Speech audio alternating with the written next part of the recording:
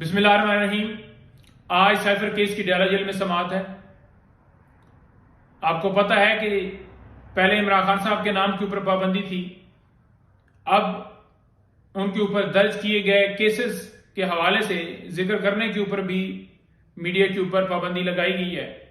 और ये जज साहब ने बड़ी खसूसी शफकत की है, क्योंकि इन कैमरा प्रोसीडिंग करके, जो कि पहले भी इस्लामाबाद हाई कोर्ट ने कहा था कि यह ट्रायल इस तरह से नहीं चलाया जा सकता, तो उस हुक्म की खिलाफ वर्जी है।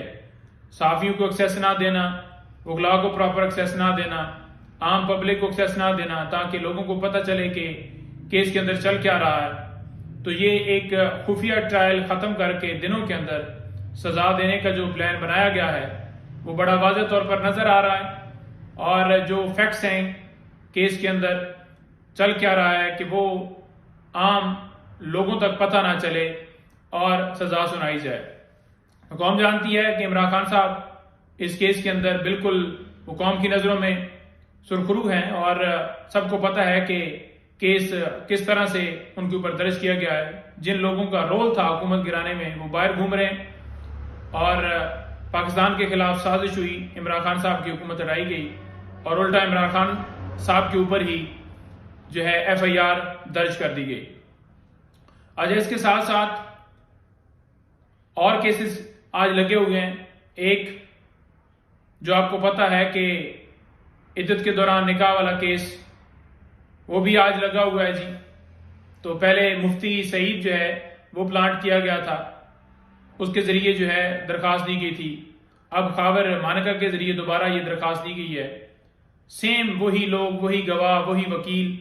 तो बड़ी वाज़ेह साजिश इसके अंदर स्पेशली नून लीग की है, जिन्होंने ये केस बनाया है। और अगर आप देखें तो PDM की 16 महीने हुकूमत रही, तो उसी दौर में इमरान खान साहब के ऊपर दर्जनों के हिसाब से केसेस जो हैं वो दर्ज हुए, और बाकायदा तौर पर यही लोग तारड़ वगैरह सारे ये प्रेस कॉन्फ्रेंस करते थे कि ये हो गया जी, फरज शहजादी के हवाले से ये हो गया, डॉक्यूमेंट्स आ गए जी, वहां पर क्वेटा में कत्ल हो गया जी, साइफर का केस, साइफर बरामद करना है। तो इनके पीछे यही लोग हैं जो मीडिया ट्रायल जिन्होंने इसके ऊपर किया है। तो उस केस की भी आज समाअत है। उसके साथ साथ ये बता दूं कि जो मुफ्ती सईद ने पहले दरखास्त दी थी, उसकी मेंटेनेबिलिटी को इस्लामाबाद हाई कोर्ट में चैलेंज किया गया था, वो आज लगी हुई है। यानी वो केस वापस भी ले लिया गया है। क्या वो केस चलने के काबिल है या नहीं, उसके ऊपर समाअत आज हो रही है जी।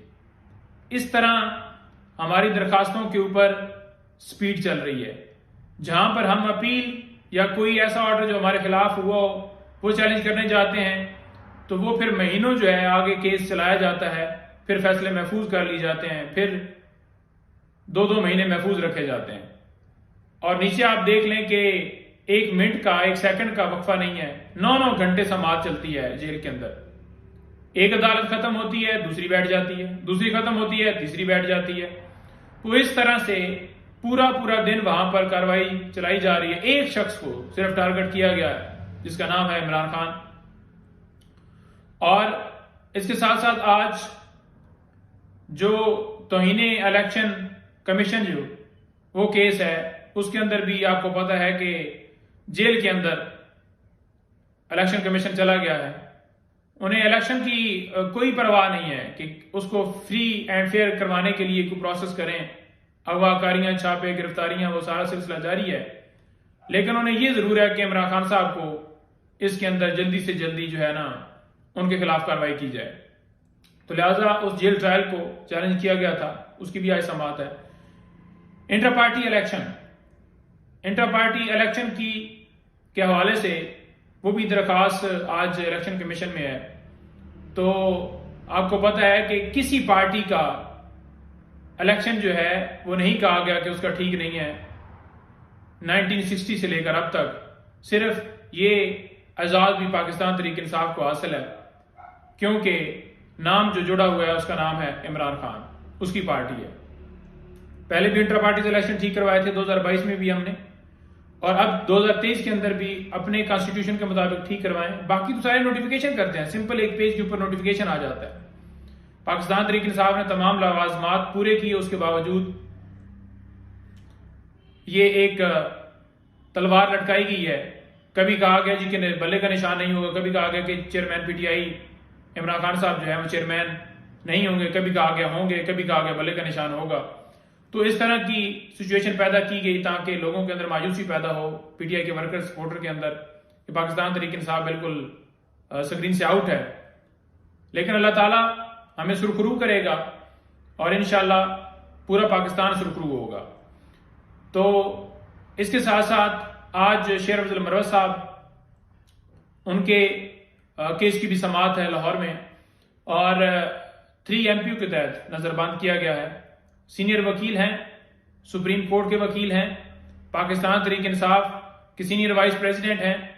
सिर्फ उनका कसूर यह है कि उन्होंने अपना आईनी हक इस्तेमाल करते हुए, अपनी जिम्मेदारी निभाते हुए, एक मुसलमान होने के नाते, एक पाकिस्तानी होने के नाते उन्होंने एक मुनज़्ज़म पुरअमन जलसे जुलूस केपी में किए और पंजाब में करने का वो इरादा रखते थे और लाहौर में वो गए हुए थे और उन्हें नजरबंद कर दिया गया। इस तरह खौफ है, इस तरह लेवल प्लेइंग फील्ड है हमें हासिल। और अदालत देखें कि नोटिस करती है कि रिपोर्ट आ जाएगी सोमवार के लिए। आज हम गुजारिश करते हैं अदालत से कि मेहरबानी फरमाकर हमारे भाई को फौरन रिहा किया जाए, हमारे भाई को फौरन जो है वो बुलाया जाए और जिन लोगों ने गैर कानूनी काम किया, नजरबंद किया, उनके खिलाफ कार्रवाई हो। वही डीसी जो returning officer, district returning officer वही होंगे, तो उनको जो जिन्होंने ये अहकामात जो हैं जारी किए हैं, तो वो कैसे फ्री एंड फेयर इलेक्शंस करवा सकते हैं। तो आज के केसेस की ये अपडेट है, फिर जो कार्रवाई होगी मजीद मैं इंशाल्लाह आपके सामने रखूंगा जी।